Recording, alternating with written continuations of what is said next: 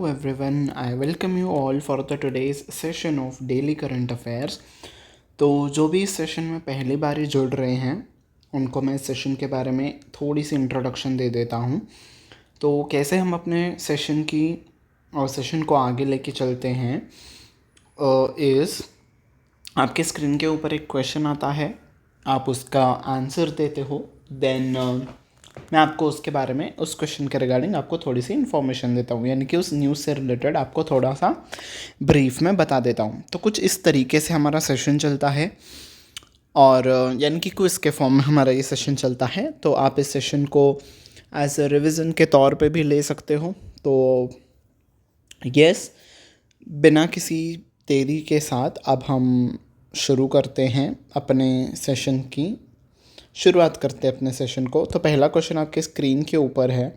क्या कहता है आपका पहला question? What is the theme of world haemophilia day? तो हेमोफीलिया डे किस दिन मनाया जाता है? आज ही के दिन, यानी कि 17 अप्रैल को ये दिन मनाया जाता है। और हेमोफीलिया इज़ जनरली, मैं आपको थोड़ी सी इंट्रोडक्शन अब इसके बारे में बता ही देता हूँ। जो नॉर्मल इंसान होते हैं, अगर कहीं पे भी उनके स्किन पे कट आ जाता है तो कुछ देर बाद, सपोज़ ये आपका ब्लड वेसल है, यहाँ पे कट आ गया तो यहाँ से आपका ब्लीडिंग स्टार्ट होता है। कुछ देर के बाद क्लॉटिंग होके ये जो है ना अपना बंद हो जाता है ब्लीडिंग। बट हीमोफीलिया जिनको एक बीमारी होती है, उसमें क्या होता है, अगर उन व्यक्तियों को उनके ब्लड वेसल में अगर कट आ जाता है, कहीं स्किन पे कट आ जाता है, तो वो क्लॉटिंग वहाँ पे रुकती नहीं है, बहुत ज़्यादा ब्लड फ्लो होने लगता है। ठीक है, तो ये हर 10,000 व्यक्ति में से किसी एक को होता है। बहुत ही रेयर डिसीज़ है ये। तो उसी को, उसके रिगार्डिंग ये अवेयरनेस क्रिएट करने के लिए ये डे मनाया जाता है। तो इस डे की थीम क्या है ये आपको बताना होगा। Correct answer is option number D, equitable access for all, recognising all bleeding disorders. ठीक है, तो नेक्स्ट क्वेश्चन की तरफ हम चलते हैं। मैंने आपको इन्फॉर्मेशन बता दी उस क्वेश्चन के regarding. Next is noted Carnatic musician K G. Jayan who recently passed away was conferred with which of the following honors? तो कर्नाटक म्यूजिशियन थे के.जी. जयन। ठीक है, ये मलयाली जो भी फिल्म इंडस्ट्री है उसमें ये बहुत ही प्रोमिनेंट म्यूजिशियन थे। और स्पेशली हम कहेंगे कि नॉट द क्या कहते हैं, वो इनका जो योगदान था वो ऐसे जो पिक्चरों में रहता है उस पे ज़्यादा नहीं था। ये बहुत ही स्पिरिचुअल सॉन्ग्स के लिए जाने जाते थे, के.जी. जयन, है ना। आपने इनका नाम साउदर्न इंडस्ट्री में, यानी कि मलयाली स्पीकिंग एरियाज़ में, आपने इनका स्पिरिचुअल सॉन्ग्स के लिए इनका नाम सुना होगा। तो इनको कौन सा अवार्ड दिया गया था ये आपको बताना है। Correct answer is option number C, Padma Shri. और इनको पद्मश्री किस ईयर में मिला था? 2019 में इनको इस अवार्ड से सम्मानित किया गया था। ठीक है, next question is what organization has welcome Sanjana Sanghi as its brand ambassador? तो संजना संघी जी कौन है? एक्ट्रेस है ना। इनको किस ऑर्गेनाइजेशन ने अपना ब्रांड एम्बेसडर के तौर पे चुना है? Correct answer is option number B, space India. ठीक है, स्पेस इंडिया क्या है? आपकी इसरो की ही साथ ही उसने एक टाइप किया है। ये आपको स्पेस के रिगार्डिंग ट्रेनिंग देता है। ठीक है, बाकी कोई भी स्पेस के रिलेटेड इन्फॉर्मेशन हो गई, वोकेशनल ट्रेनिंग हो गई, ये सब आपको प्रोवाइड किया था स्कूल्स के साथ। बेसिकली स्पेस इंडिया टाइप करता है ताकि बच्चों को स्पेस के रिगार्डिंग नॉलेज और ट्रेनिंग दी जा सके, और ये इसरो के साथ ही इसका टाइप हुआ है। ठीक है, काइंड ऑफ सब्सिडरी हम कह सकते हैं, not a subsidiary but type है इसरो के साथ। ठीक है, okay, next question, who has been recognised as the top female cricketers in the world in 2024 edition of Wisden Cricketers Almanack? अब विजडन क्रिकेटर्स अल्मनैक क्या है? ये एक पब्लिकेशन है, या फिर आप कह सकते हो एक बुक है, जो कि यूके से पब्लिश होती है, और इसे बाइबल ऑफ क्रिकेट कहा जाता है। ठीक है, इस पब्लिकेशन को या फिर इस बुक को क्या कहा जाता है? Bible of cricket. ठीक है, बाइबल ऑफ क्रिकेट के नाम से ये मशहूर है। इसमें जिस क्रिकेटर का भी नाम इसमें आ जाता है उनके लिए ये बहुत ही ऑनर की बात होती है। तो फीमेल के कैटेगरी में से किसे चुना गया है ये आपको बताना है। Correct answer is option number A, Nat Sciver Brunt. और ये किस कंट्री को रिप्रेजेंट करती हैं क्रिकेट में? ये इंग्लैंड को रिप्रेजेंट करती हैं। ठीक है जी, ओके। मेंस कैटेगरी का भी आई थिंक आगे क्वेश्चन है, अगर नहीं होगा तो मैं आपको बता दूंगा, बट आई थिंक मैंने इंक्लूड किया है मेंस कैटेगरी का भी, ठीक है। Okay next, according to the council airport council international ACI, which position did Delhi's Indira Gandhi international airport hold in the list of busiest airports in the world 2023? तो world busiest airports में से Indira Gandhi international airport का स्थान क्या रहा? Yes, correct answer is option number B, 10th, ठीक है। पहले पायदान पे कौन सा रहा सबसे बिजिएस्ट एयरपोर्ट? एटलांटा एयरपोर्ट, जो कि कहाँ पे स्थित है? यूनाइटेड स्टेट्स में, ठीक है। यूएस का आपका एटलांटा एयरपोर्ट जो है वो सबसे बिजिएस्ट था। दिल्ली का Indira Gandhi international airport 10th busiest था, ठीक है, 10th प्लेस पे रहा। Who is the author of India the road to renaissance a vision and an agenda? तो इस बुक के ऑथर कौन है बेसिकली आपको बताना है, ठीक है। सिंपल सा question, direct question. Yes, correct answer is option number B, Bimeshwar Challa. तो बीमेश्वर छल्ला जी इस बुक के ऑथर हैं, ठीक है। तो यस, इसमें ज़्यादा कुछ बताने का तो है नहीं। Okay next question, who has been appointed as the new prime minister of Kuwait?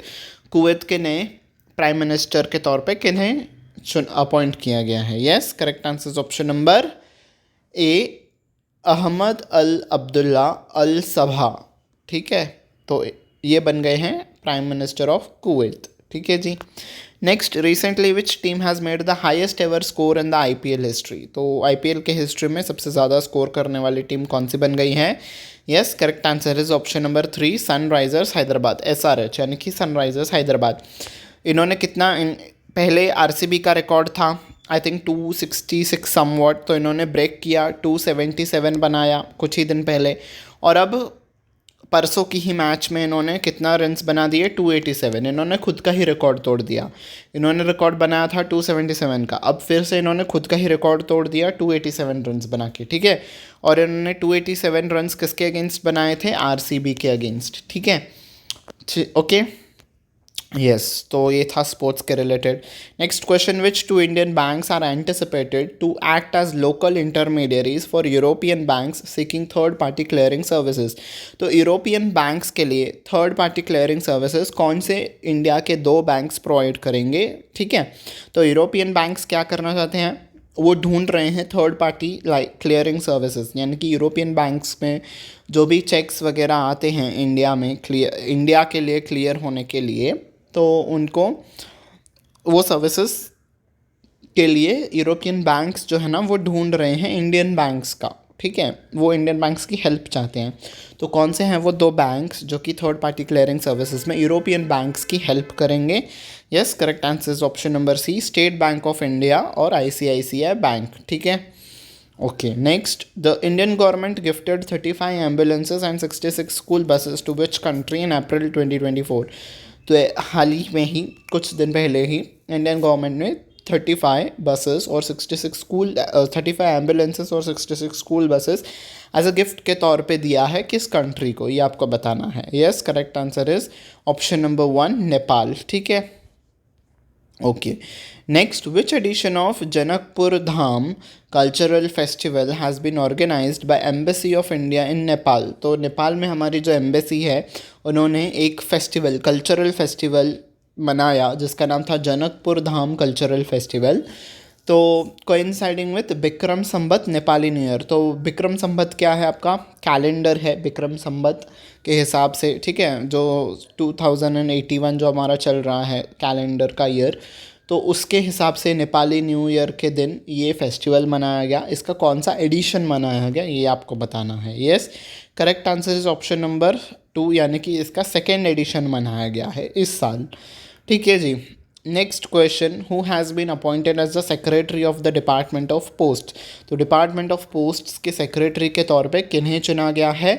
Yes, correct answer is option number 3, Vandita Kaul, ठीक है। वंदिता कौल जी को secretary of department of post के पद के लिए चुना गया है, ठीक है। Next is Sunrisers Hyderabad opener Travis Head scripted the history by smashing the dash fastest 100 in the Indian Premier League history. तो सनराइजर्स हैदराबाद के लिए ओपनर बैट्समैन है जिनका नाम है ट्रैविस हेड। इन्होंने हिस्ट्री रची है by smashing the dash fastest 100। तो इन्होंने कितने नंबर का फास्टेस्ट 100 हिट किया है आईपीएल के हिस्ट्री में? Yes, correct answer is option number 4 यानी कि 4। इन्होंने 4th फास्टेस्ट 100 हिट किया है। कितने बॉल्स में इन्होंने बनाया ये? 39 बॉल्स में इन्होंने ये सेंचुरी हिट की है। पहले पायदान पे कौन है? पहले पायदान पे हैं आपके क्रिस गेल। ठीक है, क्रिस गेल ने कितने बॉल्स में ये 100 स्कोर सेंचुरी हिट की थी? 30 बॉल्स में। ठीक है, इन्होंने कितने में की? 39 में। ये चौथे पायदान पे हैं। ठीक है, और ये किस कंट्री से बिलोंग करते हैं? क्रिस गेल आपके वेस्ट इंडीज़ से बिलोंग करते हैं। ठीक है जी, okay. Next question, recently Iran has launched hundreds of drones and missiles against Israel। आपने ये न्यूज़ में पढ़ा ही होगा कि ईरान ने इसराइल पे ड्रोन्स और मिसाइल्स दागी हैं, है ना। Under which operation? तो किस ऑपरेशन के अंडर इन्होंने, ईरान ने ये ड्रोन्स और मिसाइल्स को दागा इसराइल की तरफ? यस, उस ऑपरेशन का नाम क्या था? Correct answer is option number 1, operation true promise. ठीक है, तो इस प्रॉमिस, एक मिशन होता है ना हर एक कंट्री का, जैसे कि कोई भी कंट्री वॉर पे जाती है तो वो अपना उसका एक मिशन देती है, उस मिशन को एक नाम देती है। तो वैसे ही ईरान ने भी उस मिशन को नाम दिया जिसका नाम था ऑपरेशन ट्रू प्रॉमिस। ठीक है, ओके। नेक्स्ट क्वेश्चन क्या आ गया? बेस्ड ऑन द, ओके, यहाँ से, ठीक है, ये कुछ अलग ही प्रिंट हो गया, ये आप मत देखिएगा। ठीक है, ये कुछ अलग ही प्रिंट हो गया। यहाँ से आपका क्वेश्चन स्टार्ट होता है, What company is building the world's largest renewable energy park in Khawada Gujarat? तो कौन सी कंपनी है जो कि इंडिया का सबसे लार्जेस्ट रिन्यूएबल एनर्जी पार्क बनाने जा रहा है खवाड़ा गुजरात में? यस, कौन सा कंपनी है वो जो ये पार्क को बनाएगा? Correct answer is option number B, Adani group. ठीक है, अडानी ग्रुप इस पार्क को बिल्ड करेगा। ठीक है, ये आपका क्वेश्चन सुपरलेटिव कैटेगरी में आता है। ठीक है, largest, one of the first, जो लार्जेस्ट होते हैं, ये सारे क्वेश्चन आपके सुपरलेटिव कैटेगरी में होते हैं। और सुपरलेटिव कैटेगरी में जो भी क्वेश्चंस होते हैं वो क्वेश्चंस आपके एग्जाम में आने के चांसेस बहुत ज़्यादा बढ़ जाते हैं, तो आप ऐसे इंपॉर्टेंट मार्क कर सकते हैं। ठीक है, okay. Next question, which country has accounted for the second highest number of hepatitis B and C cases in 2022 according to the report by World Health Organization? तो WHO ने एक रिपोर्ट निकाली है, उसके अनुसार से सेकेंड पायदान पे कौन है हेपेटाइटिस बी और सी के सबसे ज़्यादा केसेस के रूप में? Yes, correct answer is option number A, India. ठीक है, पहले पायदान पे कौन है? चाइना। ठीक है, चाइना में सबसे ज़्यादा हेपेटाइटिस बी और सी के केसेस हैं, उसके बाद है दूसरे पायदान पे इंडिया। ठीक है जी। Next question, what recent authorization has computer age management services limited यानी कि CAMS received from the RBI? तो RBI से CAMS को कौन सी ऑथोराइजेशन मिली है? Yes, correct answer is option number B, certificate of authorization to operate as online payment aggregator. तो CAMS को ऑनलाइन पेमेंट एग्रीगेटर का ऑथोराइजेशन मिल गया है। ठीक है जी, okay. So yes, this was it for the today's session. I hope you have liked it. मैंने सारे फील्ड्स में से क्वेश्चन को लाने की कोशिश की, चाहे वो बैंकिंग एंड फाइनेंस हो, स्पोर्ट्स हो, साइंस एंड टेक्नोलॉजी हो, डेज एंड इवेंट्स हो, बुक्स के ऑथर्स के नेम हो। ठीक है जी, तो यस, कॉम्प्रिहेंसिव ये सेशन मैंने रखने की पूरी कोशिश की। अगर आपको ये सेशन पसंद आया हो तो लाइक बटन पे प्रेस करिएगा और बाकी अपने फ्रेंड्स के साथ भी इसे शेयर करिएगा ताकि उनके लिए भी उनके प्रिपरेशन में आसानी हो जाए। और चाहे वो कोई भी बैंक एग्ज़ाम्स के लिए प्रिपेयर कर रहे हों या फिर SSC के लिए प्रिपेयर कर रहे हों, UPSC के लिए प्रिपेयर कर रहे हों, रेलवेज़, इंश्योरेंस, ठीक है, या फिर कोई भी वन डे एग्जामिनेशंस की प्रिपरेशन कर रहे हो, जहाँ पे भी उनको करंट अफेयर्स आएगा उनके लिए सेशन बहुत ही हेल्पफुल प्रूव करेगा। तो आप उनके साथ से भी इस सेशन को शेयर करिएगा और सब्सक्राइब बटन पे प्रेस कर दीजिए। Last but not the least, bell icon पे भी प्रेस करिएगा ताकि आने वाले क्लासेस के नोटिफिकेशन आपको टाइम टू टाइम मिलती रहे। ठीक है जी, so as this was it for the day from my side. Until we meet next time, take very good care of yourself. Bye bye everyone.